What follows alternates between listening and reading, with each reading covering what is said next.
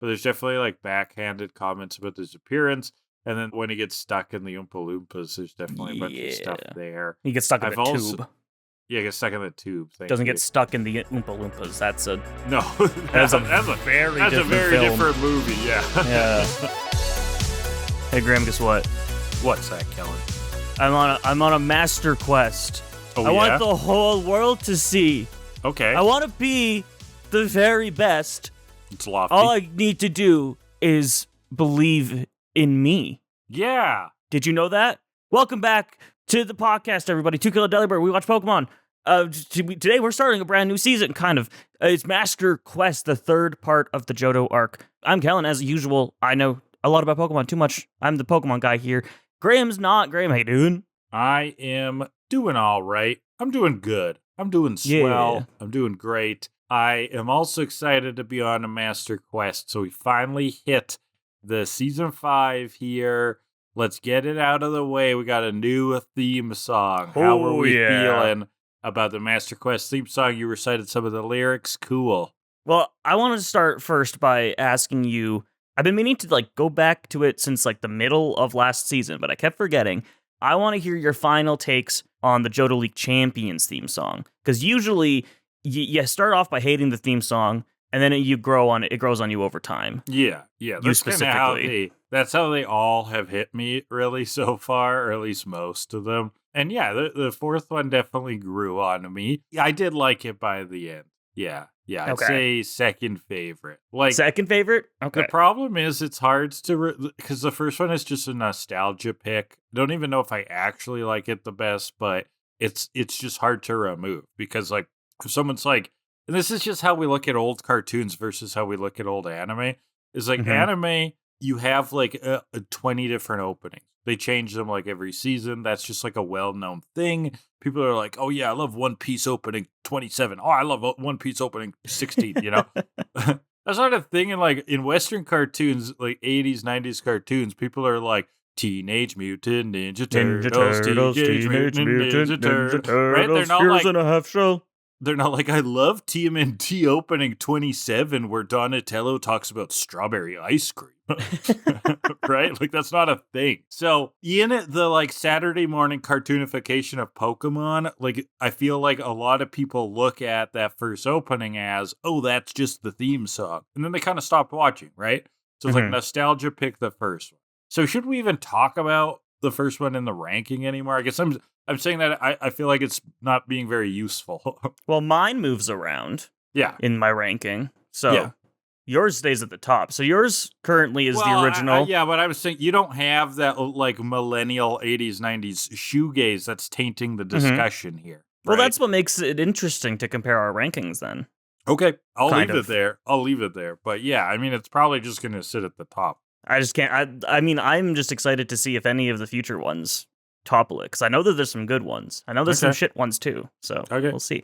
So your official ranking then would have been the original, and then Born to Be a Winner last season's, then Pokemon Johto from the Johto Journeys, and then the Orange Islands one. That's correct. Yeah. And I'm close. I had Born to Be a Winner, Pokemon Johto, then the original, then Orange Islands. Now we have a fifth one. This one, Master Quest, called Believe in Me. And I gotta say, this one's also a goddamn banger. I feel like you must be really, you're desperate to hear what I think on it, right? You're he's either gonna fucking hate it or fucking love it. You're gonna not like it, and then in 2 months it'll grow on you. So you think I hate it? I don't know. I don't think you hate it. I think you dislike it, or you think it's okay. Guess what, Kellan? Oh, is it number 2? It's number 2. Oh shit! I thought that this was Bon Appetit butt rock. It is very fun. It was the butt rockiest butt rock, and I'm like, oh shit, they're rocking with their butts. I'm here for it. It was like they got Nickelback to do the opening. and I get that that's sort of a bad thing, but it's sort of a good thing too. You know what I mean? Yeah. I would do. It's close. I might also put it at number 2. It's just that we have different number 1s. Right. I think I really enjoy Born to Be a Winner. I love the callback to the original theme in that one, and I think it really it starts off with the original theme, and then it kicks into something new, and you're like, oh, this is good. There's some finality vibes here, even though it's nowhere close to the finale. But I think I'm gonna put it I am going to put it at number 2 as well. They do say that the 4th season is the empirically correct time to do a throwback to the 1st season. To have like a return to. Yeah. So yours is original, Believe in Me, Born to be Winner, Pokemon Johto, Pokemon World. Mine is Born to be Winner, Believe in Me, Pokemon Johto, Pokemon Theme, Pokemon World. Both have Pokemon World at the bottom because it is definitely. Oh yeah, that one's Garbo. Yeah.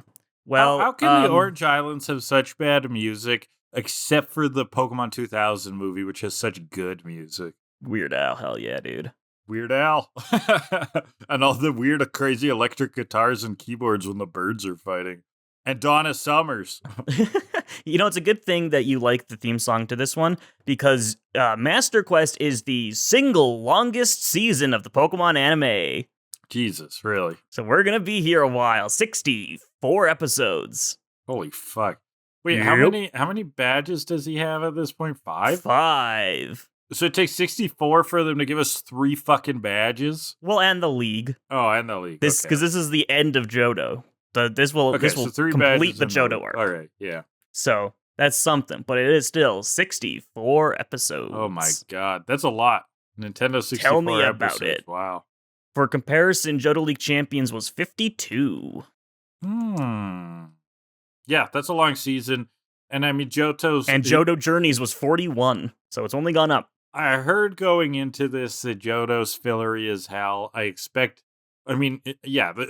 next season is obviously going to be full of filler too. Like, we're kicking it off with what is sort of a filler arc, sort of not, but sort of. Yeah. Like it's a nod to a real place in the games, right? Yes, but it's very much not the same. Exactly. Yeah, it creates its own fillery world. But I prefer sub-adventure. I prefer, if we're gonna have a bunch of filler, I like the idea of an actual arc we're working towards, rather than just like, because this is what I think 16 episodes, 14 or 16 episodes. I like the idea that instead of just 14 random filler episodes, we're at least working towards something for 14 episodes. At least they're telling us, hey, don't expect a badge next episode. We're still doing this. Yeah, it's almost like the Orange Islands arc, just instead of like pulling it out as its own big main season, they're splitting it up through the region.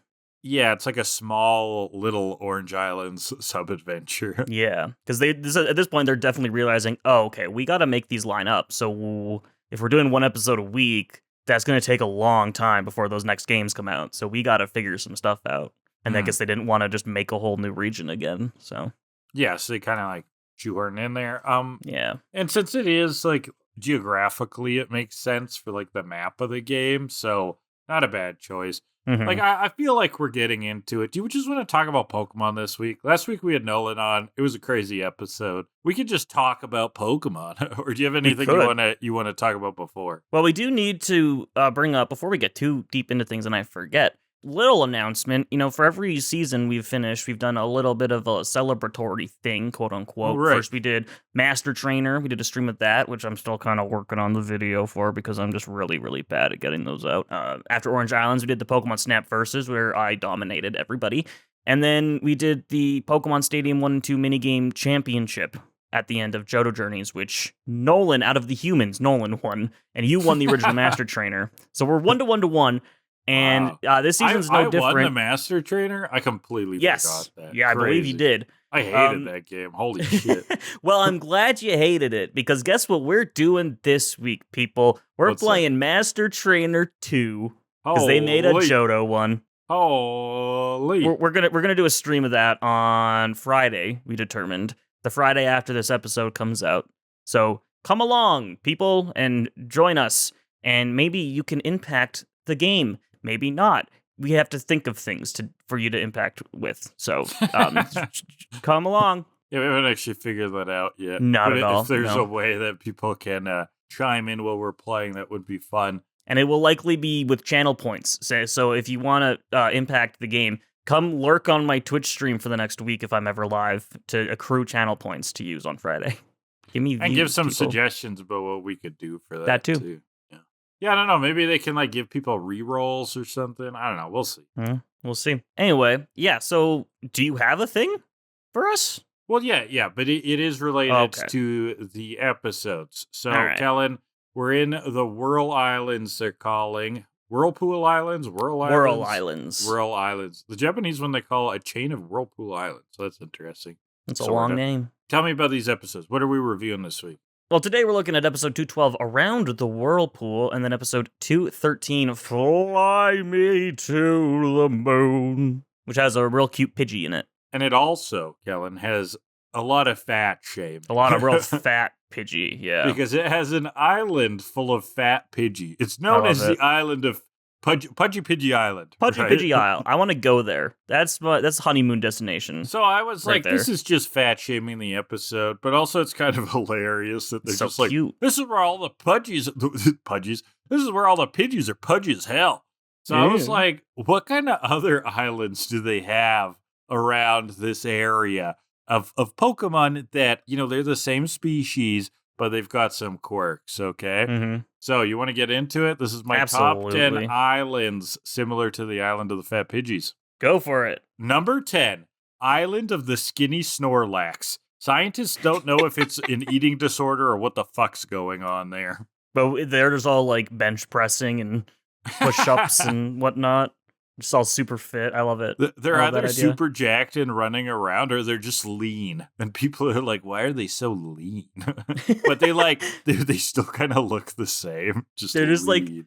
No, they're all like skin and bones lanky, like that really like Slender Man kind of thing. Oh my god, that suddenly became where we could have a horror movie. Snorland Man, Slenderlax?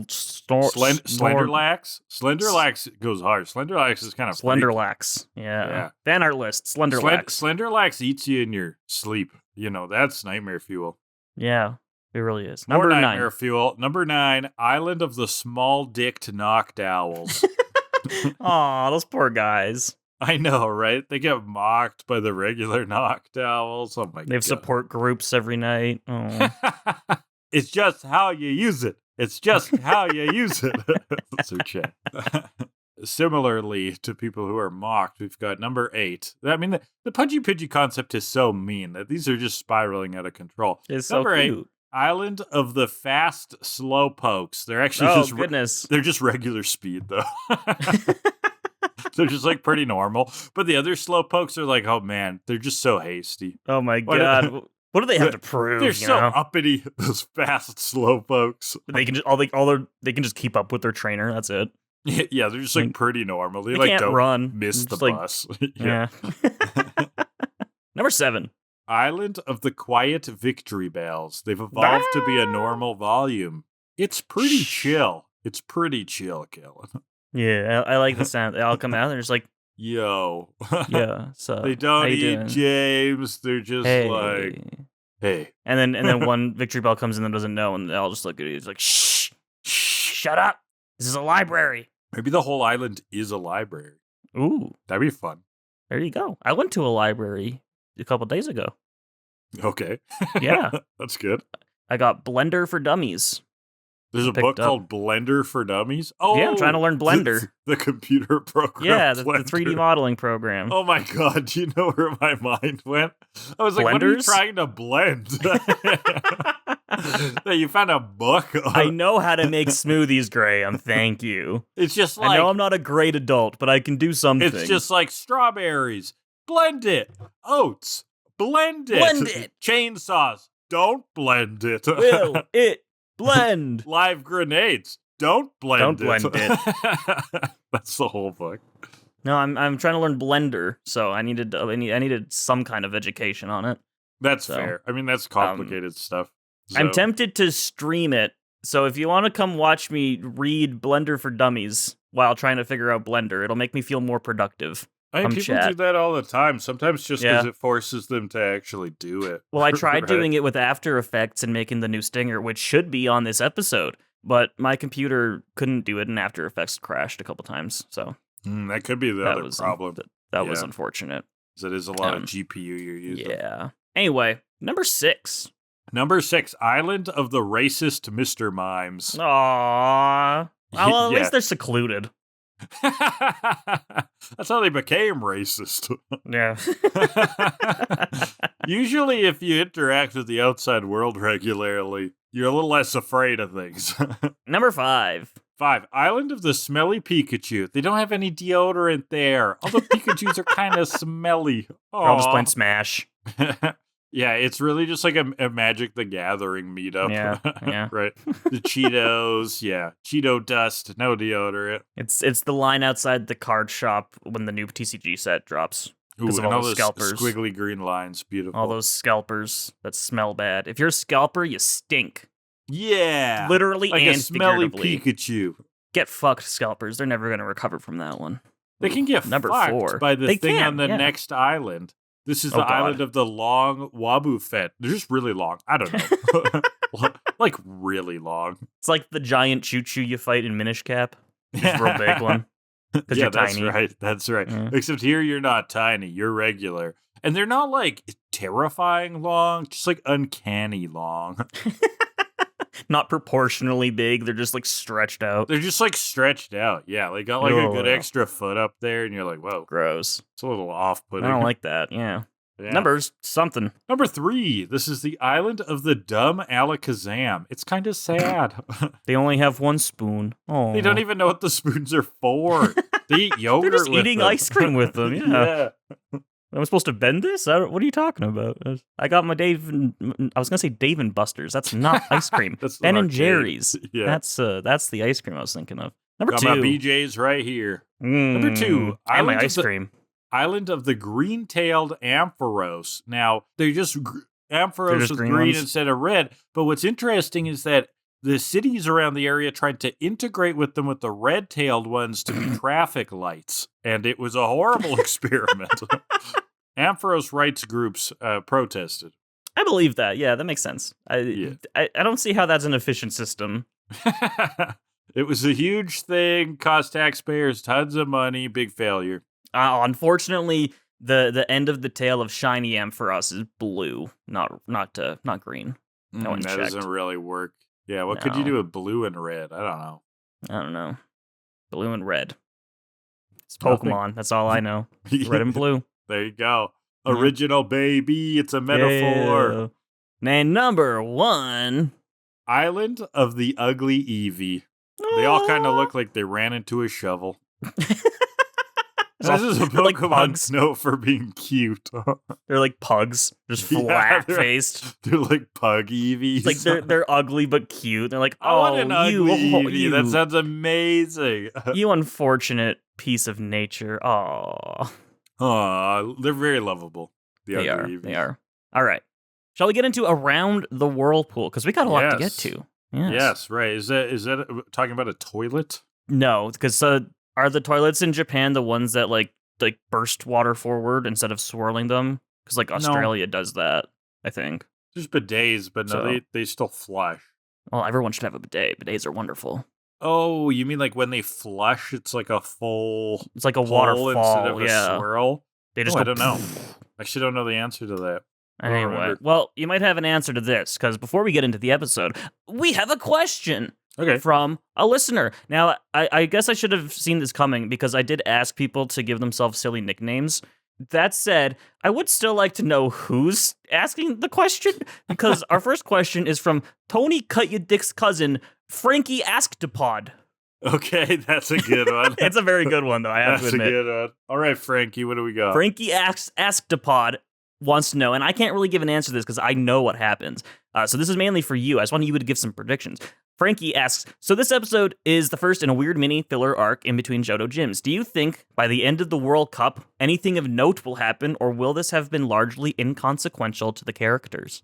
Oh, completely inconsequential is what I'm guessing. No canon events, you think? Oh, there might be like someone might evolve. Mhm. Like maybe we'll get the Bayleaf evolution. I don't know. I could see something like that happening. But I don't think there'll be like any character growth. Well, there's never going to be character growth. But like in That's terms of upsetting. catches, releases, evolutions, that's I Okay, think if that's mainly what, kind of that's the what idea. we call as canon events, sure. I don't give I a would fuck say about that so. shit.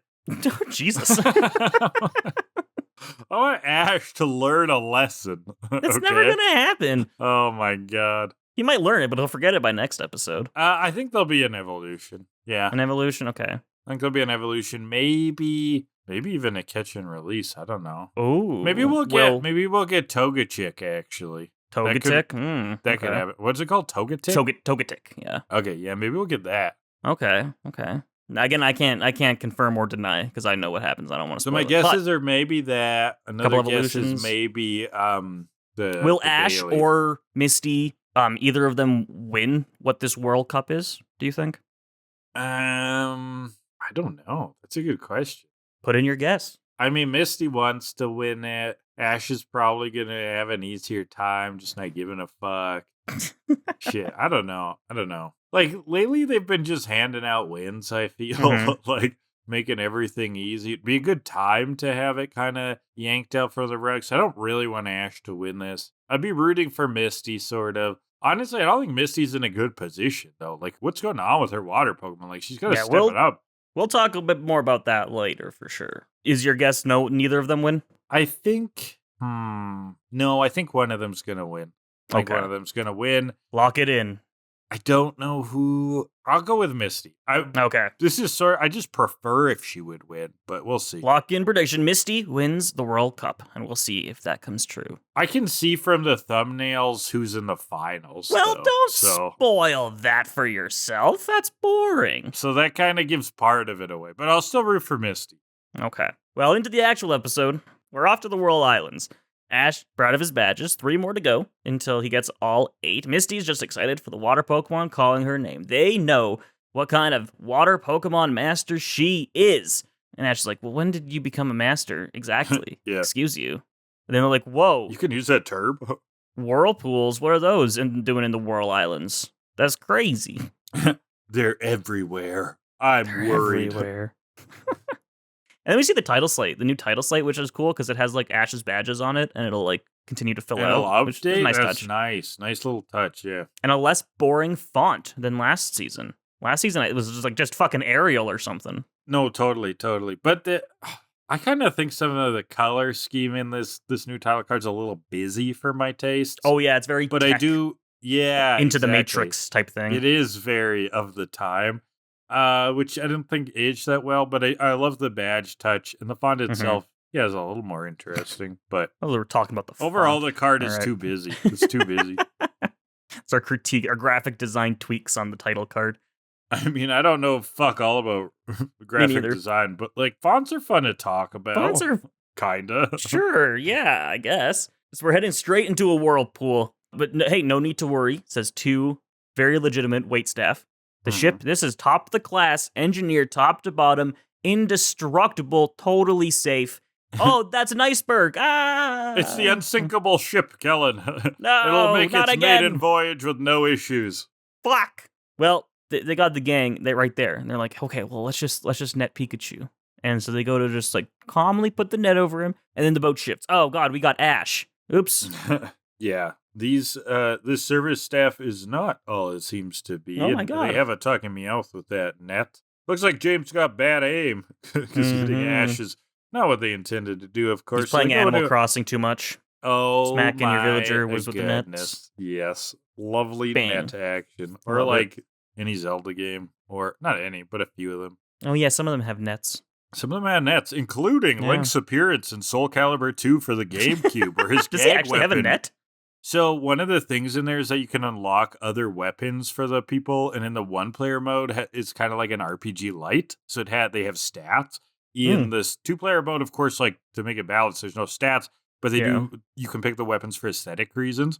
Everybody has a joke weapon, so some people it's like a mop or whatever, and Link's is a net. His joke weapon's a net, which is really funny. Yeah, I played that a decent amount as a child at your place. I do not remember the net though. Interesting. Oh yeah, I just remember mashing buttons and beating your friend, and they got a game really annoyed. We played a lot. Yeah, yeah, that was funny. Top game for me. That was fun. Well, prepare for trouble. 1 lump or 2. We made it double just for you. They're making coffee. Blah blah blah. Jesse James. Team Rocket's taking a well-deserved coffee break at the speed of light. So surrender now while we sit, or we'll be forced to fight. And then Meowth pops up going, Wobbuffet. Oh yeah, that's right. And then Wobbuffet pops in too. You can't just do both lines. Yeah, Meowth's trying to steal it all. Greedy Or just speed bastard. things up. Sometimes Meowth just wants to get on with the stealing. Yeah. But then we get a long discussion about how they snuck on board as stowaways, and oh my God, they're like, I know. are we? Do we have like a special place for ourselves? And Name's like, some of these luxury liners have like they keep extra rooms just in case some travelers do their planning very late. Like, oh, maybe we can get 3 rooms for each of us. And then gang's just like walking away. They're like, we can't be seen with stowaways. Yeah. Bye. That's embarrassing. Which that was good. I like that. And it's a lot of dialogue here, too. Yeah. Pointing out, oh my God, it's Team Rocket. Oh my God, it's a brilliant deduction. And yes, this whole thing about where are we going to sleep as stowaways? Okay. That's kind of funny. I kind of liked it. They're walking away. Team Rocket's like, not so fast. As Arbok and Weezy come out, Smokescreen, Poison Sing, and then Meowth threatens to throw him in the ocean. Which was... Walk the plank, bitches. Dastardly. Hmm. Pikachu, Thunderbolts, Wobbuffet counters, which is the wrong move. It should be Miracle. We've learned this. We learned this, people. Big explosion on the back of the ship. Nobody is around to like see what's going on here, apparently, on this big boat. But they all go flying. And the gang, they're getting sucked into a whirlpool. No one has even cared that like a whole bunch of people just went overboard. Or that a big explosion happened on the ship, and maybe that's like not a good thing for the boat. The Miracle thing actually is a little bit surprising to me. For other moves, I'd be kind of like, yeah, whatever. The show just doesn't care that much about, some of the game accurate techniques.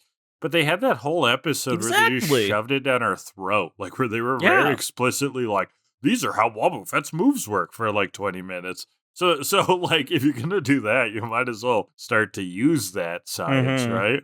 My headcanon, just to keep me sane, is that Jesse's an idiot who doesn't remember these moves, but Wobbuffet's smart enough to know which one to use in which circumstance. So that's what I'm going with internally. It's actually not bad read, yeah. Yeah. I just like the idea that Wobbuffet is the smartest of all of them. I kind of get that feeling sometimes. Yeah. And like when he pops up and says something, they're like, stupid Wobbuffet, go away. But he's actually, did you guys see the news? Trade relations between China and the U.S. are really heating up. And I don't know if we're going to be able to purchase more tires for the mechs next year. They're still slapping those tariffs on Canada. Why? Yeah. What's the point of it? Probably what Wobbuffet's trying to discuss. Just a political activist, Wobbuffet. Aw. Yeah, it's always just he's relaying the news every time. Mm. Well, so they're getting sucked into a whirlpool. So now is the time for Goldeen, baby. Let's go. And Poliwhirl and Totodile. But it's just so funny when Goldeen has to save the day. It's a Goldeen. There's Misty's water master Pokemon. Oh, boy. Well, they're trying to swim away. The gang, but this current is way too strong. And then what's this? There's a mysterious shadow under the waters. Seen from the gang above. This is quite interesting. And the current is shifting. Oh my God. And there's the shadow again. What could it be? And something's coming at them. Ash is like, get ready, Pikachu. But it's just a Corsola. It's swimming through, swims around them, and then suddenly a Tentacruel lurches up with its tentacles, swims them all into shore, following the Corsola. Nothing more comforting than a strong Tentacruel, says Misty. Okay.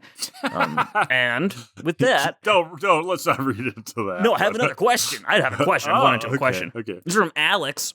Uh-huh. Sorry, the last dragon. Alex, the last dragon. This is a 10-year-old. Okay, continue. Very different question. Alex asks, thank God. Based on this riding of a Tentacruel, if there was a Pokemon Run water park, what would be your favorite attraction? Water skiing on Squirtle? The Blastoise water fountain? Floating down the lazy river on Lapras? I think that's a very cute idea, and they should have done this years ago. Yeah, that's a cute idea. I don't mind a good water park, and ran by Pokemon would be kind of fun. I mean, I'm less into swimming these days. I'd probably sit back and watch the Blastoise shoot things. That could be fun. Maybe you could go power lift with Blastoise for a while. They've got like a gym in the back. That'd be fun. Give me one of those carnival games where you have to shoot the water target into this tiny hole, and it's like a Squirtle gun or something. I don't know. It'd be cute. Like you're holding the Squirtle? Yeah. Yeah, you're holding the Squirtle, and you have to aim it to shoot the water gun. Make sure to wash your hands after, because turtles come with, various... I don't know what they come with. They're always just like, wash the hands. Bacteria? Does Squirtle have chlamydia? Oh. No. You can, Poor guy. Can you get chlamydia from touching a turtle? I don't know. You can get something. Maybe just like a stomach flu. No. Wait. Not Squirtle. It's Remoraid. that was the gun-based one. We have to go Remoraid. Oh yeah, you gotta go That's the idea. Remoraid. Yeah. Anyway, that's the thing. You got to shoot it into the little hole. I would eat a Remoraid. Of course you would. It's a fish. Okay, that went a weird place. I guess I want to eat your water theme park, Alex. Sorry. I can't even just think of like other water attractions. What would be a good water attraction? Like what? Splash Mountain. Give me a Pokemon Splash Mountain. That'd be fun. Okay. That's pretty crazy. Yeah. But except about all the splashes, it's just like a whale lord being thrown into a giant, like an ocean, and it just Well, yeah, you could have like a launches wave all the pool, water. a wave pool where it's just like a whale lord that like moves a little bit. That's how they cause the wave. That's good. I like that. Yeah. Oh, Alex's question says the wave pool with Gyarados. Ooh, terrifying. But I like the idea of whale lord. It just shifts a little bit, It and just everyone goes, shifts "Oh God!" its bulk. Yeah. Causes a fucking tsunami in the water park. Come Oh, that's over good. here and show us how you handle a Gyarados. Oh, I can't get no. that line from the I other know, right? episode out of my head. She really knows her way around a Gyarados. Yep, Like, gross. Oh my god. Well, I mean, thankfully there's no Gyarados in this episode, which we will get back to. Corsola jumps into, oh my god, who is this? It's Professor Elm's hands. Yes, Holy that's cow. a throwback. We've got Elm. Like, how long has it been? They introduced this new professor at the start of Johto, right? Yeah. So 2 seasons ago, started Johto, there's Elm. We haven't seen him since, and I he don't hasn't think had a so. he hasn't had a purpose since. Like, they still just call Oak. It's like they don't care about the current region's Elm. professor. Who cares about that guy? You can suck my dick. We're ride or die Oak homies. Yeah, Bubblepedia says he debuted in Don't Touch That Dial, which was the very start of the season. And then after a period of traveling, the group encountered Elm again in Around the Whirlpool. So we haven't seen him since the start of the start of Johto. That's kind of crazy. Just wild, yeah. I thought like they would maybe use a Elm in the place of Oak in a few places, but Yeah, but Oak is they Oak. did. But Oak We're is like ride or die Oak homies. too established. Yeah. Yeah. Wonderful. But Elm thinks it's outstanding that Ash has 5 badges. And then he He's has impressed. Corsola drink what I assume is coffee, which I think is tea, just very funny. yeah. I just want my Corsola Corsola's new caffeinated. to us, right? Because we It get is. we get a dex entry here. It's water and rock, the dex said. Yes, it is. Misty thinks it's adorable. Okay, Misty tell me about really wants Corsola. one. She shouldn't, because Corsola is not very good. It's that time of the episode where you find out your darling cute Pokemon sucks doggy wiener.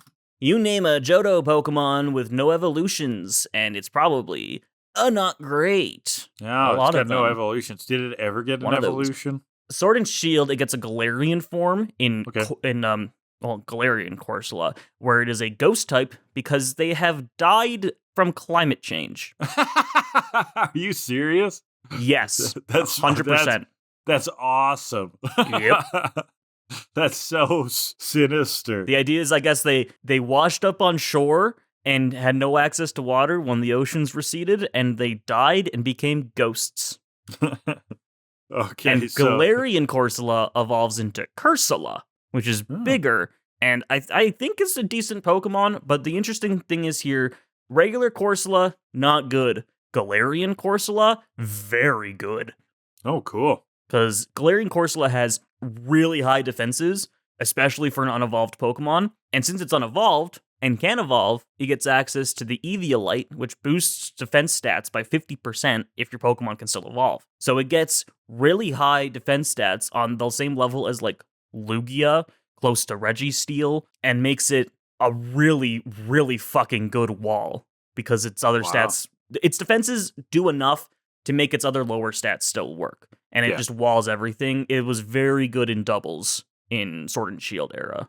I used it a lot. It was very fun. That's cool. But regular Corsola, no, it's pretty ass. That's kind of an interesting viewpoint of like I'm when you're explaining this, I'm sort of looking at regional variants a little bit differently because I'll be honest, I used to think of them as sort of just like flavors, but the way you were describing that, I almost see it as a remake because they were like, Kind of this is. Pokemon design had potential, but it sucked. So let's let's redo it, but like make it more interesting. Well, the problem with this in this specific situation, and I think I talked about this with Farfetch'd too, is that Galarian Corsola is great. It can evolve. It's good Pokemon in itself and its evolution.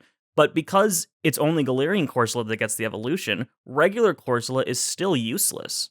Oh, yeah, it's just left in the dust. It's left behind, yeah. It really is a remake.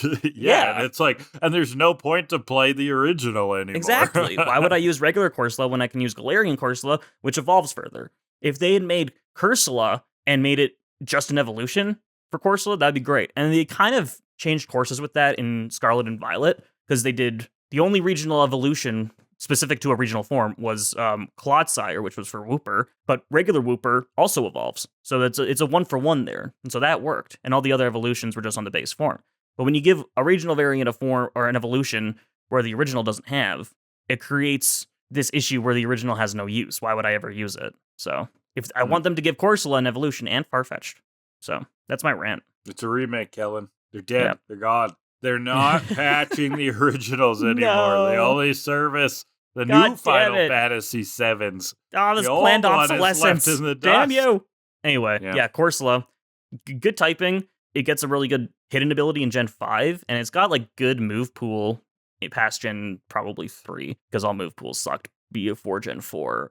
But its stats just can't really utilize any of the good things that it has, and it's just not good, unfortunately. It is cute, though. Design-wise, cute. Yeah, it is a piece of coral. Yeah. Right? But like Essentially. it's like moving around. It's got Yeah. self-awareness. Yeah. It can't really move its limbs, though, which is funny. But it can swim. Like, it's super stiff, yeah. But it can swim somehow. Yeah. It's Yeah, just that's like, something... It's just like moving water through Yeah. itself. In these two episodes, Corsola seems to be depicted as like a really Kinda fast fast. swimmer, Yeah. but Corsola's slow as fuck. Huh. Like, it's not fast. Anyway, Do you find these things in the ocean between Olivine and Cianwood? you find them all over the place. Just looking they're at its common. Yeah. locations, Wikipedia, Gold, Silver, Roots, 1934-40, Olivine City, Cianwood City, Cerulean City, Cherry Grove City, Union Cave. Also, the Cerulean Gym you can catch it in. Oh, nice. Inside Anywhere the gym. there's water, yeah. Yeah. If there's a puddle, you can find Corsola. It rained yesterday and I found a Corsola. So that's Corsola. Any questions from the class? No, teacher, sounds adequate. I think Less I'll enjoy than. it in the show. Not gonna Yeah. play with one. Sure. All right. But yeah, it this is drinks Elton's. tea. Yeah, it drinks tea or coffee. It's his Corsola, Elton's Corsola. No shit. He got it here in the Whirl Islands while he was doing research. And Misty wants one. And then Elm starts going off about this Captain Marius guy and how amazing he is. He I didn't saved you. really It's pay his attention. tentacruel. Marius shows up here pretty Yeah, soon. pops It's Captain down. Marius. Yeah, I don't know. And we get the He's captain. introductions. Cool. I love this because we get the introductions. It's I am Brash, I'm Misty, my name is Brock. And then we just cut to the next scene immediately. There's nothing like else that goes there. We could have cut that section entirely, but whatever. Yeah, I know, right? Well, we're approaching Blue Point Isle, named for the blue rock outside Rock that sailors Isle. used. Yep. And got it I thought it was down. Blue Point. I think it it's is Blue Point. No, you're right. Yes. You're right. Why didn't Yes. they write down Blue Rock? Well, the other ones are blank Because rock. the other ones are rock. Yeah. We'll learn about that right away. Yes, the ancient seamen founded it. Ah. Ooh, Pokemon's got ancient seamen. Yeah, I've got some too in a sock under my bed. Got him. Yeah, I know. I'm sorry. I had to. I saw You're the like opportunity. looking for it. I was Well, like, gross. what is a geriatric semen donation clinic called, Alex? All right. well, we're an inland city on Blue Point Isle. It is certainly colorful. The gang's looking around like, wow, this place is ugly. It's like a Smeargle exploded. That's what Yeah. Brock says. Very colorful. Well, it's because of the World Cup, which happens every 3 years. Water trainers come from around the world to battle for top honor.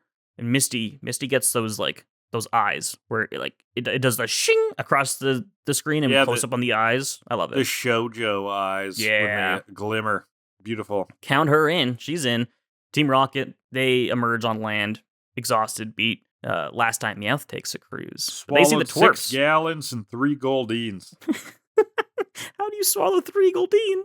I don't That's know too if they much did. fish. I mean, Meowth's a cat. That'd be easy. That's true. We're waterlogged and malnourished, but that's never stopped Team Rocket before. But Wobbuffet pops out. He's like, wow, I'm tired. Please, no. They need See, lunch. he's probably spitting facts. He's like, actually, malnourishment is a serious issue, and we need to establish reliable food supply. This is or at true. least take a multivitamin sometimes. Wobbuffet pulls out the Flintstones vitamins from his back pocket. We're hands all them out. taking it now. Because you kids want to eat your fucking veggies. God damn it. So we're at the center. They get a handbook, rules and regulations for the thing. Joy rules in Brock's book. Okay. Corsola runs off to the swimming pool outside. We see it's connected to the bay. They can swim back and forth. Very cute, very fun. Yeah, cool idea, and that's why this Poke Center is kind of popular. Competitors come here, they're starting their journey for the World Cup. They come here to kind of climatize, get used to what it's like in the islands. Mm-hmm. So Ash and Misty register. But where's Brock? Oh, well, he's off to the side talking to a trainer about how to care for water Pokemon. A consistent moisture level is very important for water Pokemon. Gotta keep your marrow moist. Yeah. And Brock's apparently interested in learning more about water Pokemon breeding. He's not here to compete, but he's here to follow his companions along the way, learn more about water Pokemon. Water Pokemon breeding, which, Brock, in terms of male human and female Pokemon breeding, Vaporeon, the water Pokemon, is the most compatible Pokemon for Brock, humans. Get off of 4chan. Not only are they in the field egg it. group, which is mostly comprised of mammals, Vaporeon are an average of 3'3" and 63.9 pounds. This means they're large enough to be able to handle human dicks. Don't fucking read the whole thing. Stop reading. Acid armor. Don't get acid armor. I hate that part. It's so funny. It is funny. This was the one time to make the joke. All right. Yeah. Breeding water Pokemon, of course. The captain asks him, like, why aren't you registering? And Brock's like, I don't have water Pokemon. I have a Crobat. I don't know what you want. He's here to learn. He's here to observe. He's not about the water, but he follows his companions. He's not about to wax a Bizonix. Pretend it's a water snake.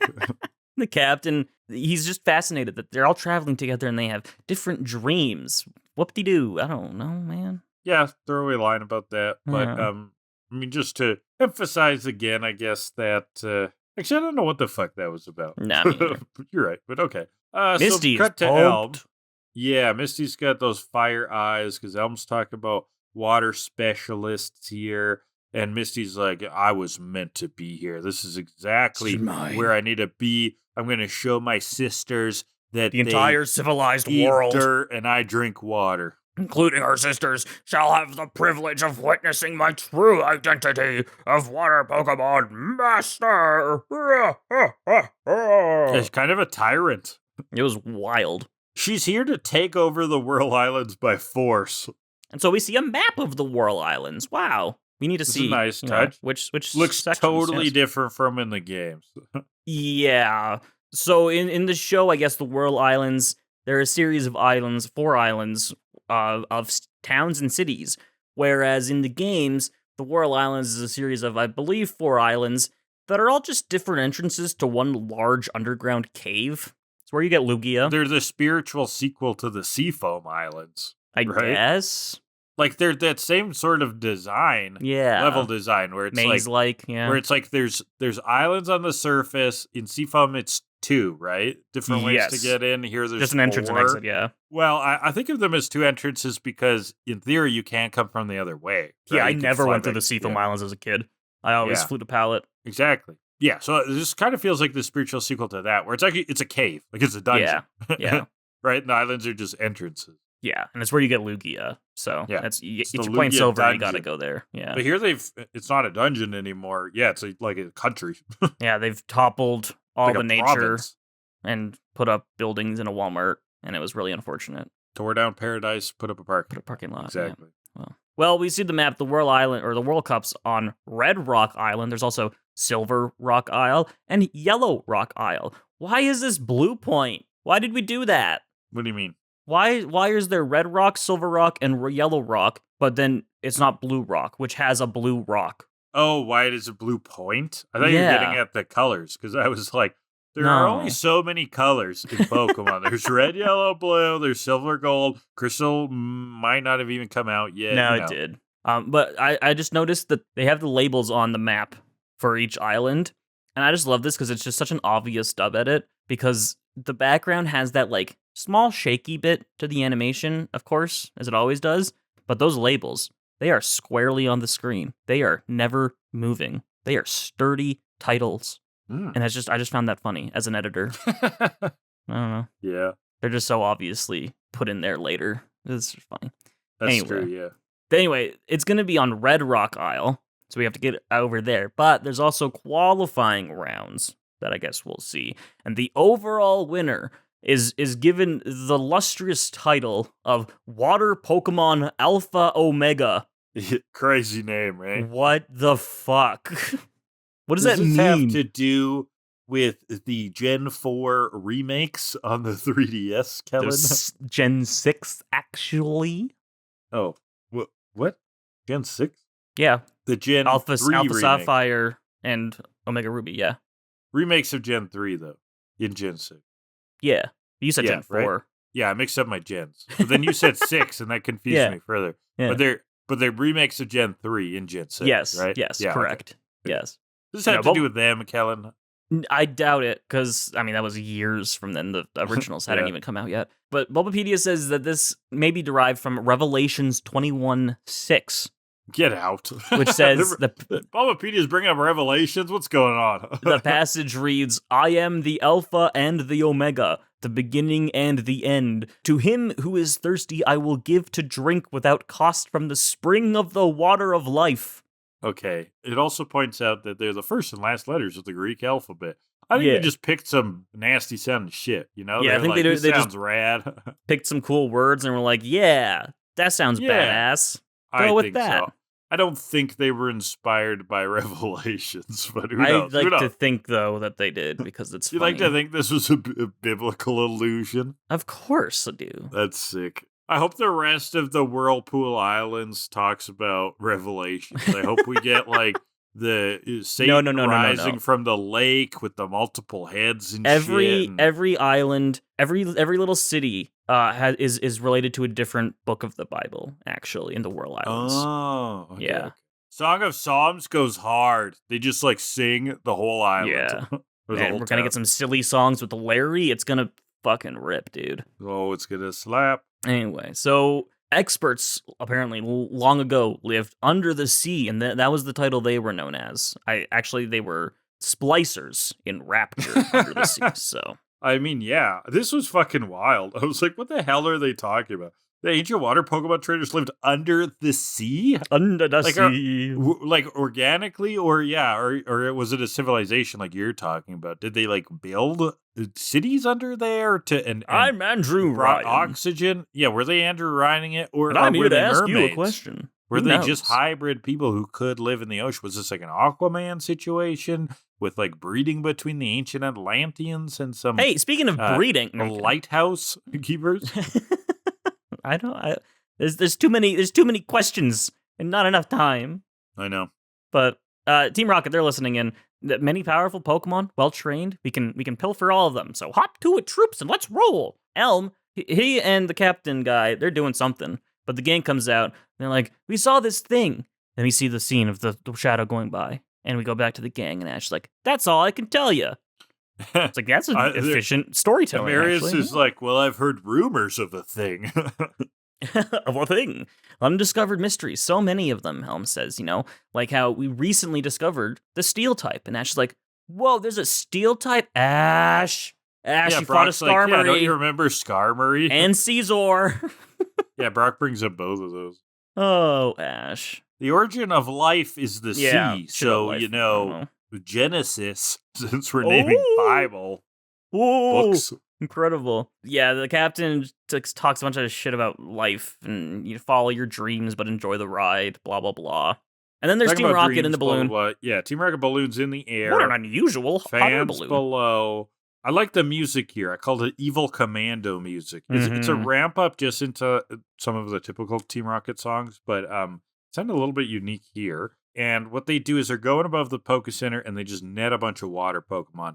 Your loss is our net gain. Ah, Master Snatchers of Disaster. That's very fun to say. That's a good one. Meowth has a line here that really made no sense to me. He said, we packed these pre-line as snug as a bug in a rug. I even looked up a transcript, and it also said pre-line, and I do not know what pre-line means. Did you hear this, or did you hear something else? Yes, Preline.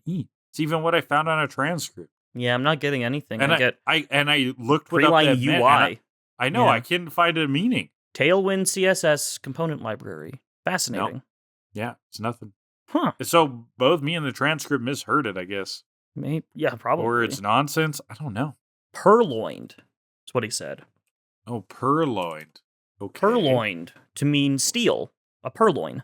Oh, that would make more sense. Why did the transcript also not be able to figure that out? That's odd. Purloin. I'm We packed these updating purloined my notes. Pokemon as snug as a bug in a rug.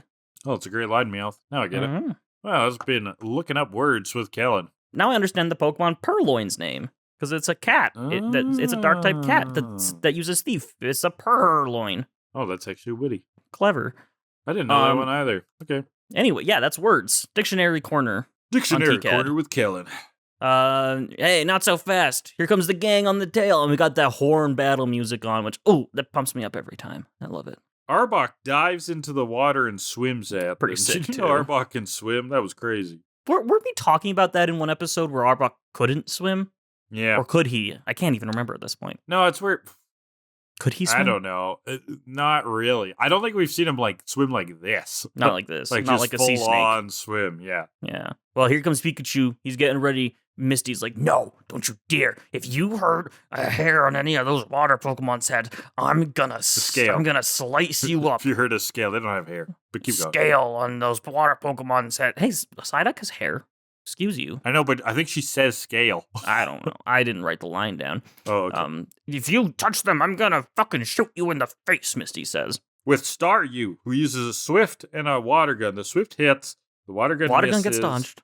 And All Poison right. Sting hits Staryu dead on. And whoop, whoop, whoop. I do like how Staryu has the light, the status indicator. fun little always touch. a fun little touch, yeah. Yeah, okay, well, next up, let's go. Oh, Psyduck comes out. Yeah, the water Pokemon with hair peers and goes to drown himself. Can't so swim. returns to the Pokeball. So Pikachu's up. All right. Yeah, it's just like, okay, Pikachu, it's your turn. Yeah, Step let's in. just get this over with. Get it over with. Thunderbolt. But oh no, James has his bazooka net thing. Pikachu gets caught in the net. But here comes Corsola from backstage, getting fired up, jumps in, and oh my god, the electric guitar gym theme from season 1 comes back. Oh my god, I love it. I feel like it's been a while. That got me pumped the fuck up. Corsola is swimming right at the net. Wheezing is coming out, the last bastion of defense for Team Rocket. We got a sludge. Corsola dodges. Jesse's got a sweet sentence. A little piece of bubble gum won't quit. Chew it up and spit it out. Ooh. Corsola tackles it, and it knocks back into Weezing, into the balloon. And here comes Spike Cannon. Breaks the nets free, pops the balloon. Team Rocket, they go blasting off again. They really know how to fly, Captain Marius says. Pikachu swims up to Corsola. It was very cute. All the Pokemon And they all chat. are okay. We're chatting. Yeah. Misty's still enamored. Just can't wait to catch one of those someday. And then at night, they call Oak. They tell him all about the mysterious Pokemon. And then Elm interrupts to expand on that. I formulated several theories relating to a legend centuries old. Premature to refer to it as a legendary Pokemon, but there are grounds for a serious discussion about it being so. Blah, blah, blah, blah, blah. Bringing that joke back from episode 1. And he's going on it so hard that everybody else is not following anymore. But just because he's talking slowly with way too many words. Mm-hmm. But his points aren't weird. They're hard to capture. Yeah. So they're all saying goodbye. Elm says A. Is Elm Canadian? Oh. That was an interesting word Conspiracy? choice. Yeah, Elm is Canadian. He actually talks like the Canadians in South Park, where his head detaches from his body. Next stop is going to be Blue Finland. Finland. That was a weird name. I had to rewind that to make sure I heard that right. Got to get the ferry to the next island in Blue Finland. And Corsola waves by. Thought that was cute. As the gang head out, their adventures in the Whirl Islands have just begun. Now, before we go to Literary Hour, I have one more question today. Ooh, from Tristan. All the questions were about the first episode. From Tristan, I've paraphrased this one a little bit. He says, Misty's always talking about wanting to be a water Pokemon master. When does she ever train for that? 200 plus episodes. She's caught a total of 3 Pokemon, one of them by accident, Psyduck, not counting Togepi. Half of her Pokemon are at the gym she rarely battles. At least with Brock, we see him constantly looking to learn and hone his craft to becoming a better Pokemon breeder. And yeah, I agree. Misty doesn't do a damn thing when it comes to battling and training.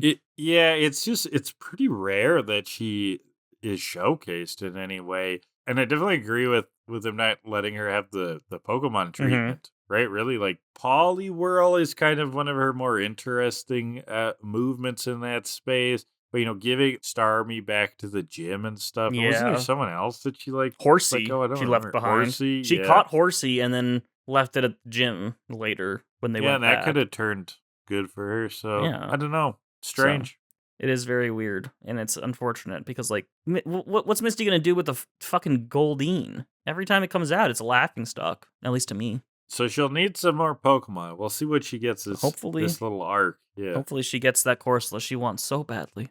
Yeah, but you just said it sucks, too. And she's scared of Gyarados, so it's like one of the best water Pokemon. Yeah. Like, what the fuck? Well, to put it bluntly, Tristan, yeah, you're right. Misty doesn't actually train to be a water Pokemon master, but that shouldn't really be her thing. That's Ash's thing. She should have something else going on, really. Like what? I don't know. She just like a Pokemon chill. Yeah, chill she just likes to like hang out, smoke a doobie with her Pokemon. I think she is more about like hanging out with the Pokemon. She's going for the ideal Pokemon blunt rotation. Yeah, there you go. Just get all the chill water Pokemon. Yeah. Together. Well, that is the episode. So hit me with a book. Literary hour. The trope is entering the water location. Right? It's like trope where we've been in all these other themes and now we're in the water location. Fuck, not a water level. Aww. Exactly. Now, I don't have a book necessarily in mind because this was adapted from an original screenplay. But Kellan, have you ever heard of the 1995 Kevin Costner film Waterworld? I've heard of it. I don't know anything about it. This is like a crazy movie for anybody like basically anybody older than you. You're kind of like the cutoff. A little bit older than you would be the cutoff. Like now, I guess if you're 30, you don't care about Waterworld, but if you're 35, you do care about Waterworld. And everybody else knows about Waterworld. It was like one of the biggest flops at the time. It had like one of the biggest budgets for the time. It was like 175 million. Which, like, isn't crazy for a blockbuster now. It was definitely mixed. It won raspberries, right? I don't know. I was 5 when it came out, and I remember I saw some of it with my dad, and I thought it was awesome. But, like, I was like a 5-year-old, right? Yeah, our standards it's a movie where the world is water, and they don't know. There's, like, no land. They're like, where is land? Nobody knows how to live on land anymore. They just live on boats. It's like Wind Waker. It's all the water. Yeah, oh, my God. Even islands.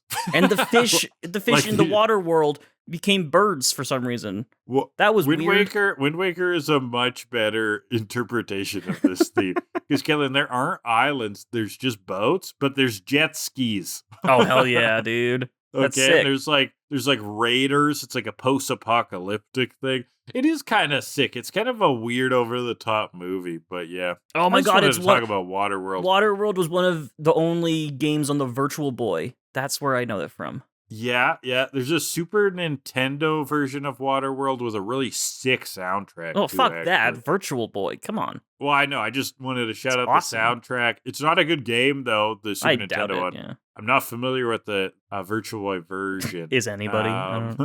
The Super Nintendo one is the one I've heard the soundtrack for. It's really good. Mm-hmm. Yeah, I think I've seen images of the Virtual Boy game before, actually. I want a Virtual Boy so bad. It looks weird as hell. You want one as like a weird I just want to own it. kind of thing? Yeah. I want to play it, but I want to own it. I'm into that. I would play it like once, probably. I think just to experience one good game on it is the Wario game, right? Probably, yeah. There's only 22 games.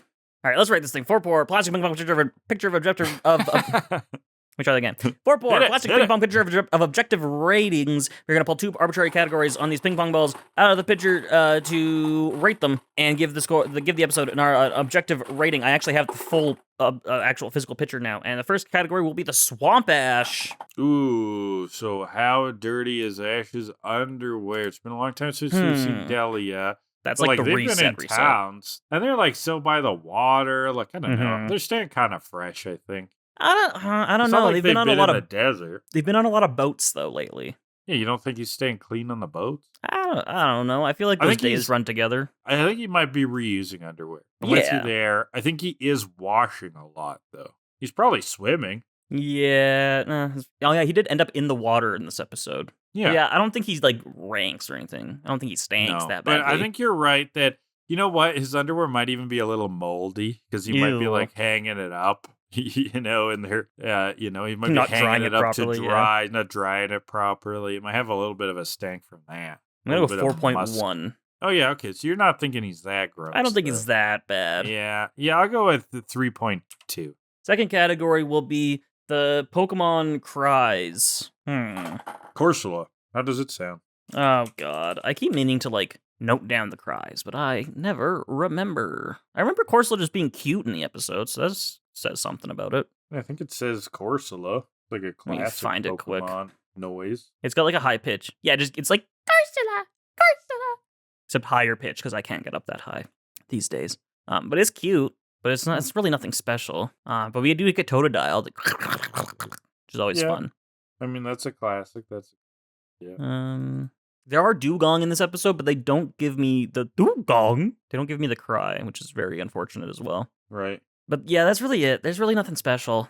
This is a low one for me in terms of the cries. I'm gonna go. Corsola's not bad. At least it's a unique one. It's cute, but at least it's not like, oh, it's a human. Yeah. What did you give it? 4.7.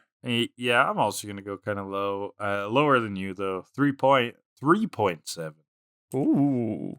3.7. So that is 4.2 for that one. Overall, 3.925. Oof, for the first episode of Master Quest. It'll pick up. Don't worry. Yeah. Don't worry. Oh, it will. Because we're going to talk It'll soar. To the moon, which I gotta say, we don't have as much to talk about with this one because we don't have any questions for it, but I do have to say, I fucking love this episode. I knew you were gonna.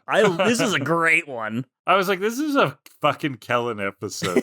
Because it does that thing where it's like really melodramatic and inspiring. Yeah. For no good reason. No reason at all. It just shoves it in there. Oh, I love it. I'm very excited. Did you know that Fly Me to the Moon was not written by Frank Sinatra? I think a lot of his songs were written by him. Let me rephrase that because I knew that. Fly Me to the Moon was not a Frank Sinatra original. Like, it wasn't his song. I did not know that until I read it on Bulbapedia. So, fun fact for everybody. But his version's pretty popular. It's definitely the most popular one, yeah.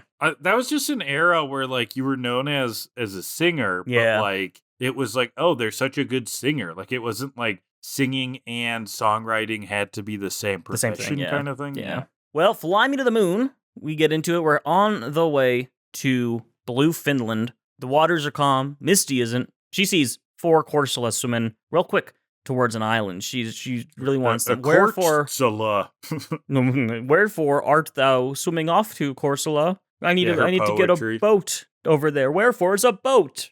Some guy shows up. He's like, a boat won't get you there. You can't get over there. Because of the whirlpools, but the Corsola, they can get there. You'll need a Corsola to get there. So she wishes she had wings. My kingdom for some wings. As the water does that really dramatic splash up the cliff, which was just incredible. Pop English class quiz, Kellan. What Shakespeare play was that a reference to? I didn't read that one. Yeah, I actually didn't either. It's from King Richard III. Richard III, yeah. My kingdom for a horse. I knew the Wherefore Art Thou, though, because that's a really obvious one. That's Bromeo and my Juliet, right? But she didn't even use it right. She says wherefore as in where are. As in where, and that's not what it means. It means why. Every sweaty nerd's pushing up their glasses. Mm-hmm. It means why. Juliet saying, why do you have to be Romeo? Why do you have to be whatever your last name is? I don't remember which one is which. The Montagues or the Capulets? I don't know. One of those two. I don't remember either. Anyway, it's a really dramatic water splash up when she does the "My kingdom for some wings," which I thought was really funny. But it was great. It also none of it matters. You don't actually need a boat. We'll find out. Apparently not. This man tells them all about it's Pudgy Pidgey Island. That's where they're going. He's the caretaker. There's special Pokemon there. They're unique, and he's got some book. These Pidgeys just look like Pidgeys, but we'll see. Yeah, they're fat as fuck, but we'll get there. And so it's a rickety bridge. A bridge over, would you call it very troubled water? Yeah. Simon and Garfunkel. Nailed it.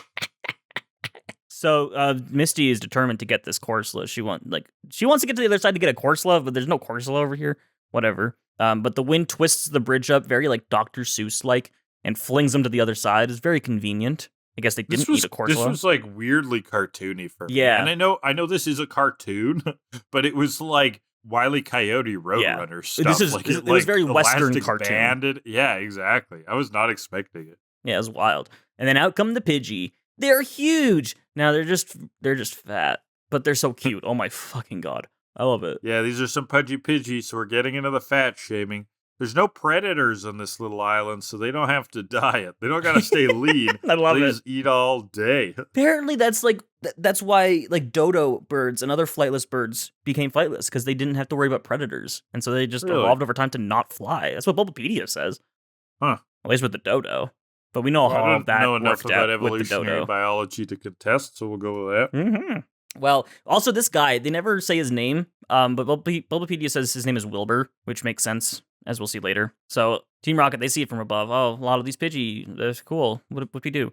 So we're at this guy's house. Orville, his Pidgey, his adorable little Pidgey with a flight captain hat. Oh my god, I love it. I love it so much. He's a Pidgey with a dream. And we get this watercolor picture as Orville's staring at it. Okay, very inspired. Pidgey used to be used for mail. Yeah, we knew that. But phones and stuff like that made it less important. And then we had the telegraph, and then now, we have a video call thingy. So let's call Oak.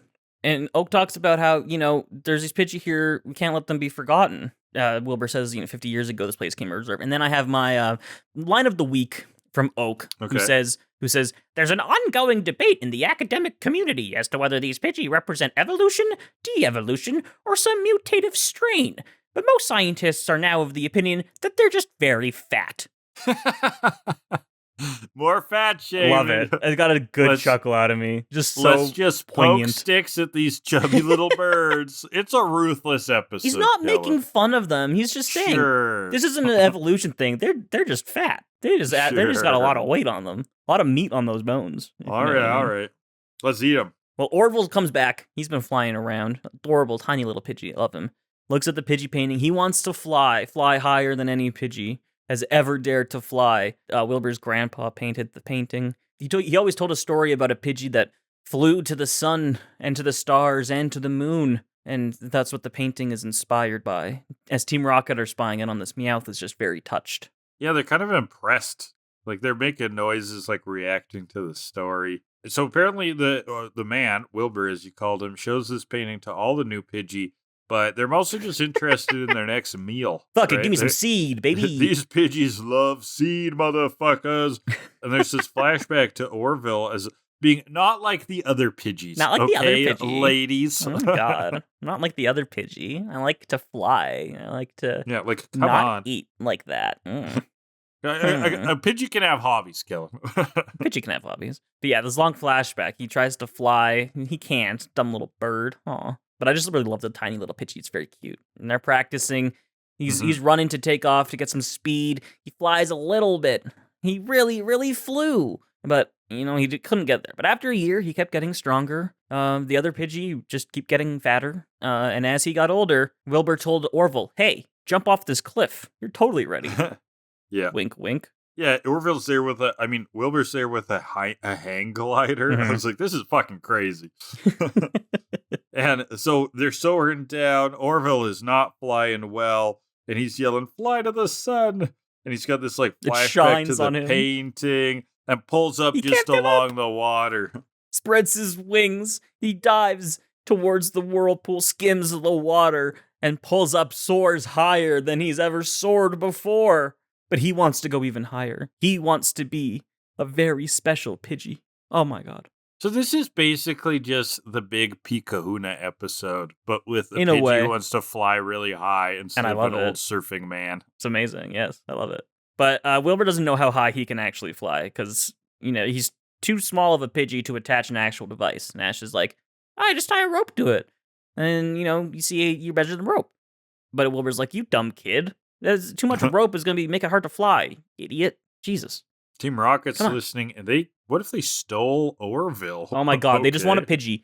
That's what they want this week, is just a fucking Pidgey that can fly high? Right. Come on. Maybe they want to steal him for his style. Aspirations, people. That's a good point. He is a very fly Pidgey.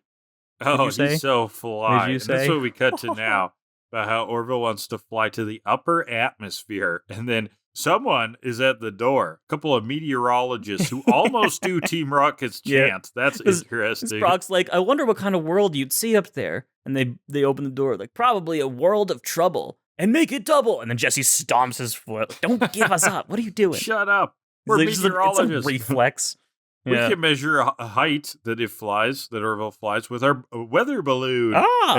It's the shape of the Meowth balloon, but red. But it's covered. It's got a cover on it. Don't worry. It's not a weird balloon. It's a regular balloon.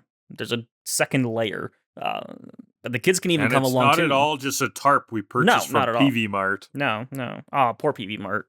It was a sale. It was the liquidation sale. They got it for real cheap. They got that tarp, yeah. Poor PV Mart. But the kids can come along too, because, they're going to bring Pikachu. We'll get a 2-for-1 deal. This plays really no part, but whatever. It's Team Rocket's motivation here. We leave at the crack of noon.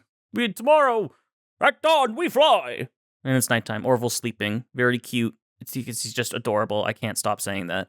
Meowth is here, though. But he's going to help. He wants to help Orville. He relates to Orville's story because of his experience learning to talk. He wants to help Orville because no one helped him. He'll be there alongside him, talking in his ear, this little walkie-talkie, because all the Pokemon need to hear this. He'll be a hero. Pokemon big and small will make their dreams come true. Pidgey just replies with a purr, purr. I love how Meowth has this, like, Pokemon rights activism. I know, right? I love it. To him, right? And he takes pride in things. Also, do you think this is a connection back to how he was really proud of the balloon? Like, he's got an aviation angle to this him, is also too. true, yes. We have learned, apparently, he loves the flying aspect here of the balloon. That's cool. Yeah. Well, next day, the winds feel right. Let's take off in 10 seconds. 5, 4, 3, 2, 1. Blast off. Orville takes flight. The booster rockets fire as the balloon lifts off real fast. And all the Pudgy Pidgeys from the ground just go like, bah! They're screaming for some reason. Meowth's talking to Orville, through the thing in his ear. He's, like, up on top of he's balloon. hidden away. He's on like, top. Over. Come in, Orville. How you doing, Orville? Oh, you feeling swell? That's great. That's just what I wanted to hear. And as they're going up now, they're encountering other Pokemon up here. And it's funny because the dialogue is also like, I wonder what we'll see up there. It's Spearow. Yes, of course. The Fascinating. Spearow are the bullies of the bird world, they are, as we've met before. So they're chasing Orville. Yeah, he flies right through him, so they go after him. And Wilbur's like, don't worry about it. They're not fast enough to catch Orville. And we see it.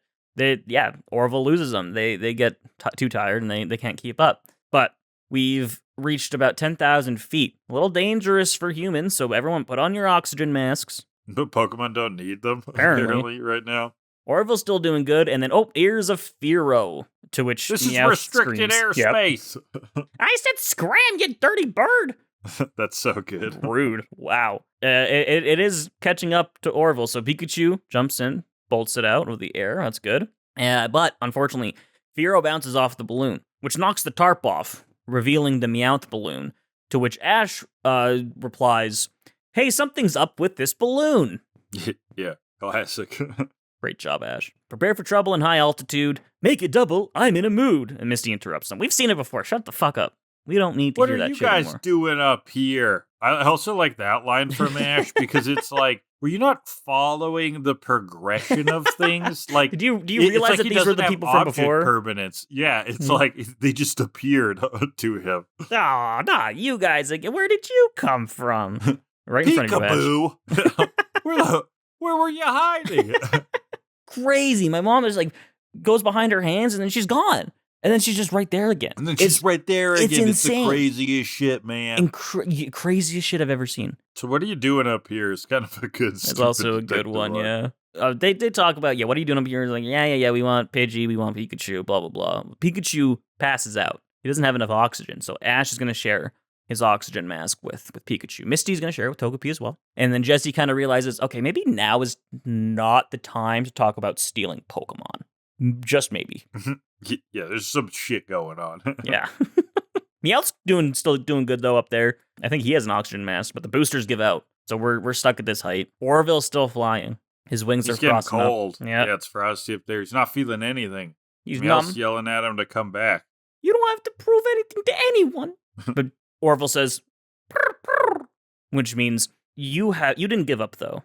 Meowth struggled learning to speak. He pushed himself, and pushing myself is what makes me happy, says Orville. And he wants this for him. He doesn't have to prove anything to anyone else, but he's proving it to himself. And that's the key difference there. Hell yeah. It's all about that perseverance that makes Orville happy. Wow. Oh, so sweet. And he's covered in ice, and he's sparkling. Relays to Meowth with the planet and what the moon looks like from this height. He's so happy. He's close to the sun. And there's this really emotional music coming in here, too, which I love. He's doing it for all the Pokemon. Wow. I see the moon. Yeah, I can almost touch the stars. Never been happier. It's just how I dreamed it would be. As Meowth talking as Orville. Right. Yeah. And Orville, you got to return to talk about it. You got to tell all the Pokemon about it. We want to hear the exciting things you've seen and what it's like up there. The music swells up, and Orville says, okay, I'll come back. We'll tell everyone about our amazing world. I'm coming home. You're coming home. Oh, my God. And he dive bombs. The music intensifies. Turns into a meteor. He's going so fast. He's speeding up. And yeah, it's like, please, no, you're going to crash. You gotta turn. You gotta land on our balloon. I don't really know why he needed to land on the balloon specifically. I thought it would slow him down, I guess, but it pops it. Whoa. Dives right through the top into the basket, which was kind of funny. Meowth falls through as well, so everyone's down there now. Using a mask on Orville. Yeah, he snatches the mask to get it to Orville, but it's not working. He can't revive Orville. And then this is, oh my God, this is where I thought the episode went ridiculous because Ash is like, okay, Pikachu Thundershock. I was like, Ash, what are you doing? Well, sometimes they're like, you cannot use Thundershock because it'll kill things. And other times they're like, Pikachu, you're a defibrillator. Yeah, Defibrillator. Yeah, so Ash just out of nowhere just goes, Pikachu, use Thundershock. And I really thought this was going to be like Misty and Brock step in and be like, Ash, what are you doing? But no, Pikachu Thundershocks, and yeah, it defibrillates, and Orville wakes up. He's perfectly fine. Wow, I cannot believe that worked. That was pretty ridiculous. Fucking hilarious. Yeah. I don't know. It's just like Pikachu's sometimes too strong, too weak. Like, who knows what's going on with Pikachu? It's whatever the writers need right then. And the balloon is dropping after all of this. Terminal velocity. And the Pidgey from the bottom, from the ground, they all see this. They work together to fly a little bit, kind of, and stop the balloon from hitting the ground or something. I don't know. They did not really show us what exactly they were doing. Yeah, they like half catch it. I don't know. Yeah. They actually just landed on a bunch of them. It broke their fall enough, but there's like Pidgey guts like splattered all over the place. Ew, gross. Yeah. It is a mess. So, but they've landed. Everyone's okay. Another happy ending for them, says one of Team Rocket. But the rocket booster that they're holding on to apparently had a little bit of gas left because it takes off. They go blasting off again. Ash wonders, he thought that the Pidgeys couldn't fly. So what exactly happened there? And Wilbur suspects that Orville taught them some flying. They were inspired. They were inspired. Oh my God. But he also uses the phrase that Pidgey were supposed to fly. And I just think this is a little judgmental of an episode. He's really talking down on their lifestyle. Yeah, Orville is just reminding the Pidgey, hey, guys, these wings, they're meant for something. We're supposed, we can do this with them. Flap them up and down. Everyone try it a little bit. Do some classes. We'll get them into some spin classes, Get them on the bikes. Get them going. Workout session. Calisthenics. Pilates. Other exercises that I can't name right now. With wings. You can't tell me it wouldn't be cute. The Pidgey workout class. Is that what you want? Like an 80s? 1, 2. Richard Simmons, You want a fan art of like an 80s spin class where they've got like the neon and the bands on and it's all Pidgeys. The Richard Simmons Pidgey workout tape. There you go. Because that was like a thing with Richard Simmons tapes is that he didn't have like the super buff people or stuff. Like he had regular people, right? I think Certainly on the tapes like it. Yeah, to be, it was more inspiring. So if you got the Pidgey on the tapes, it's gonna work I'm out. sure you could get an AI program to generate you some Pidgeys doing workout videos. Yeah, but that's boring. It could be funny, though. Nah, it's boring. It's not fun if it's made by a computer. What gives many things the humor is that a person sat down and did it. Sat down and made a thing. That's what makes it fun. Anybody can go and pull up an AI image, but that doesn't make it creative, you know? It doesn't make it fun. I mean, I agree with you in general, but Good. for stupid shit, I don't mind What on the fan art list isn't stupid shit? it. Exactly. That's all stupid shit that I want to see Yeah, that's what I mean. created by a human. Oh, yeah, Because that means a human sat down. I'm not arguing that. Yeah. But if you wanted to see it right this moment. No, no, I can wait. Delayed gratification. All right. It's a thing. Well, after the workout class, we get a beautiful sunset as a still image as the gang head out, waving to Wilbur and Orville. It's always weird when they just throw a random still image in. Yeah, I know. It's like so sudden. Oh, Yeah. we're gone. See you. Back off to Blue Finland. And then we see at night, Jesse and James, they're caught in a tree, humiliating, uncomfortable. But Meowth's up top, just chilling with Orville. He's talking. That's so cute. It's amazing. He's asking about his adventures. What about the moon? Is the moon really made of cheese? Pidgey just goes, Which is great because Meowth loves the moon. yeah. Oh, I forgot about that. Yeah. Yeah, he's got like a couple It really works episodes with where it, he's yeah. obsessed with the moon. Both the Mewtwo, the movie and the special, yeah. Yep. They talk about the moon. He's like, is the moon really made of cheese? Orville's, "Prr, prr." Really? Prr. Oh, you had to be there. That's adorable. I love this friendship, and I'm so sad that it will not come back. And it's unfortunate, but that is the episode. That is too bad. All right, so Flew the through that one. literary Flew through that trope one. I'm talking flew through it. Literary trope I'm talking about from tvtropes.com is labeled "You Are Fat," which is this trope of like constantly pointing out people's like body issues. Like for example, like Garfield tropes that are just over and over about they're fat, or like Cartman constantly talk about how he's just big bones in South Park. So those kind of like chronic sort of weight issues sort of tropes. Got Augustus Gloop from Charlie and the Chocolate Factory, which is a good one. They kind of push it more in the film. No, not in their original film anyways. They don't insult it to his face, but there's definitely like backhanded comments about his appearance. And then when he gets stuck in the Oompa Loompas, there's definitely a bunch of stuff there. He gets stuck in the tube. Yeah, he gets stuck in the tube. Doesn't get stuck in the Oompa Loompas. That's a that's a very different movie. Yeah. Yeah. There's also a Berenstain Bears book in the big chapter books when Milton Chubb is introduced in Berenstain Bears and the Love Match. A couple of cubs can't help but accidentally make remarks about his weight, where Too Tall, on the other hand, doesn't bother to hold back and outright starts insulting Milton's size. Milton Chubb. His name is Chubb. That's an unfortunate name. Yeah. There's also a Berenstain Bears book. The pudgy pidgey fat shaming. Where the bear family, they get their checkup and stuff, and it looks like Papa Bear needs to lose some weight, so we need to get on good food habits and whatnot. And I feel like, I don't know, man. It's teaching kids, eat healthy is good, but that's a little bit different. Yeah. It's a little bit different, right? Because it's like if you're empowering yourself to learn about nutrition and do things that are good for you, that's different than being.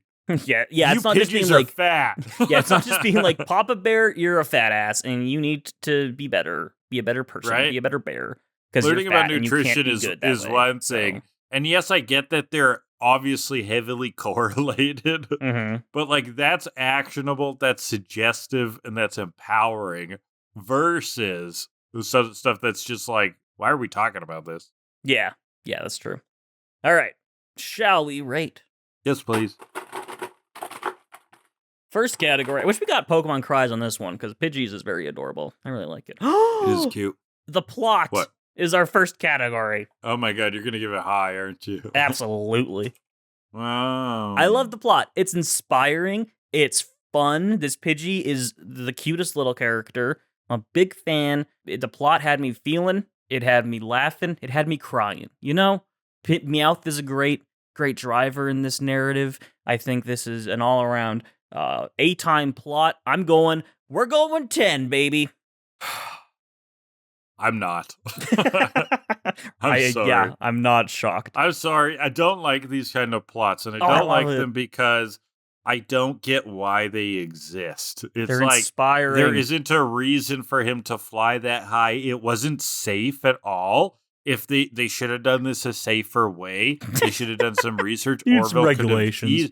Orville could have easily died. I think this is where his quote-unquote dreams were getting and ambitions weren't actually his dreams and ambitions. I think ideas were getting befuddled a lot here. And then the fucking Pidgeys in space, and then it becomes a meteor, and then the fat Pidgeys are... What the fuck is going on this episode? It was sick, dude. You can't deny it. It was just hella sick. 4.2. Oh, that's hurtful. Ugh. Well, 7.1, I like that's still pretty good. a lot of things, too. I like all the stuff with Meowth. Okay, yeah, it's but very I good. don't really like the other parts. I love it all. I'm a big fan. All right, final category of the day. Oh, the missed opportunities. This is the first time this one's come up. What is that one again? Anything that would be we could point out as, hey, they could have done it this way and it would have been better. If they'd done it this way, it would have been better. Essentially. Yeah. Oof. I mean, often... Yeah, I mean, we often do point out things like that. I don't know if we really had them this time. They're a little bit at the beginning, just because how they were setting up, the Pidgey Island was kind of weird. Yeah, it was weird, because they were like, oh, you can't get there during Whirlpool season. You have to have a Corsola. And then the guy just takes him to a bridge where you can get over there. That doesn't make any Looney sense. Tunes bridge? Okay. Yeah. They didn't make a bridge over troubled water joke. That's a missed opportunity. That's a missed opportunity. I did it. They didn't. Yeah, and this is a little bit disconnected from the game's Whirl Islands, but not in a way that's they definitely should have done, this location. The Miltank farm. That was that was a missed opportunity. That was a very much missed opportunity. So a little bit, but not raging. So it's it's like story beats they could have done, simple jokes they could have done, basically anything where we're like, they should have done that. And then that counts for the thing. I mean, those are kind of the main ones. They shouldn't have made it that Thundershock just woke it up. I wanted more drama there. I wanted a little more drama in will he or won't he, even though he obviously will. So I'll give it a little bit for that, but this is definitely not high. No, unfortunately. There's not much missed opportunity in a 10 out of 10 plot, you know? Well, and even for the things that I don't liked about the plot, I just don't like this kind of plot. Yeah. I'm not saying that it was slightly away from being brilliant, which sometimes I do identify. Yes, I'm just gonna go 2.8, and that's mainly from my bridge over troubled water joke. 3.6. 0.6. Oh, that dropped it down to it's a 3.2, and it dropped it down to a 5.15. Which, hey, best episode of Master Quest so far. So there you go. Second one. Add up 2. But that's it. We did it. We did it. Our first week of Master Quest. We did it. Oh my god. I mean, this Whirl Islands is going to be fun, I think. I hope so. I have no idea what to expect. And there's something about Pokemon Islands that are kind of fun and cozy. So, where are we going next week, Kellan? Well, next week, we're continuing in the Whirl Islands with 2 more episodes. We're going to start with episode 214, Taking It on the Chinchou, or in Japanese, Set Out to the Sea! Line of Chanchi! ! Chanchi! Line of Chanchi! Very cute, very fun. And then episode 215, A Corsola Caper! Or in Japanese, Sunny Go the Amigo! Showdown on Ogon Isle! ! So, Sunnygo the Amigo is the Japanese name. And think about that. That's great. That's very good. That's a blast. Sunnygo apparently is Corsola's Japanese name. Which but they use the word amigo. Yeah, I'm just saying. That's Sunnygo the Amigo. Very fun. Yeah. Uh-huh. Very, very fun. But that's it. Oh my god. Okay, thanks for listening, everyone. Leave comments down below if you're on the YouTube version, video versions of the podcast, like usual, on youtube.com/HydraLeech. You can also find audio-only versions wherever fine podcasts are downloaded. Set your podcast to auto-download if you can. Leave reviews on those platforms, etc. Really helps the channel. If you want to reach out to us a few places, you can email us at Kill A Delibird. We've got a form in the description where you can ask questions about the upcoming episode. And then for social media, check out Blue Sky. Kellan's written that one. Intro and outro music is 80 Synthwave by Alexi Action. Kellan runs a TikTok, tiktok.com/HydraLeeches. Some fun Pokemon content and shorts along the way. Twitch.tv/HydraLeech is where the live stream happens. Remember, That is February 9th, right? No, February 7th. Oh my God, I said the wrong date. Remember, that is February 7th in the evening. We'll be doing the Pokemon Master Trainer 2, the board game live stream. And if you want to check out Kellan in the meantime, you can interact, give some suggestions about how we can do that. Hang out, and watch earn some channel points. Watch me learn Blender. Exactly. That'll and then, be fun. last but not least, we've got a Patreon, which is just a tip jar. If you want to leave us a little bit out, help this show, that'd be great. Buy Kellan some carrots or something. Anything else, Kellan? I don't think so. I think we can leave it there. Except I think I actually have one more question to ask here to you specifically to end this off. Did you know that in terms of male human and female Pokemon breeding, Vaporeon is actually the most compatible Pokemon? Oh my God. Are you going to test it out? You're going to fuck a Vaporeon and get back to us? Vaporeon? Wow. You gotta get your pronunciation. You gotta get your pronunciation. If you're gonna come at me with jokes like that, you gotta get my fucking you gotta get the pronunciation down. Jesus Christ. Okay, but that pointing out of my poor pronunciation revealed something, Kellan. Vaping Vaporeon crossovers. Let's get the kids addicted to vapes more than they already are. I feel like that's not a great idea, but sure, we can go with that. Let's fight about this business idea.